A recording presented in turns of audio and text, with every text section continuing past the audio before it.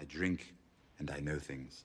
Tyrion in the first season is the other Lannister that nobody really likes to talk about. But he immediately distinguishes himself from both the other Lannisters and most of the other people in Westeros from being an incredibly thoughtful person who is able to extend empathy to people who don't look like everyone else, partly because of this experience he's had as a marginalized person in his own family. I'm guilty of being a dwarf.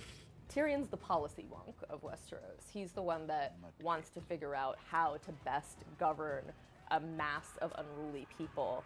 And when he is the Hand of the King in season 2, you see some of the most successful governance you see throughout the entire show. When the Battle of Blackwater happens on his watch and he has to be in charge of saving King's Landing, you really see him come into his own. He gets that big scar on his face from defending King's Landing himself.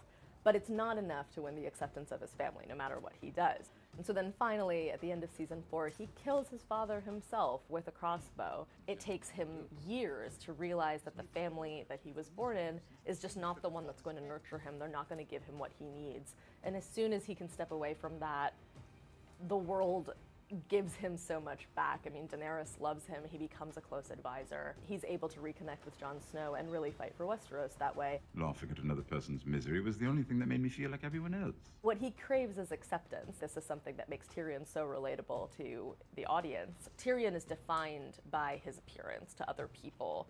People see him and they see something that is twisted and ugly and malformed. And his heart is so pure and he really wants to be loved and to just be like everyone else.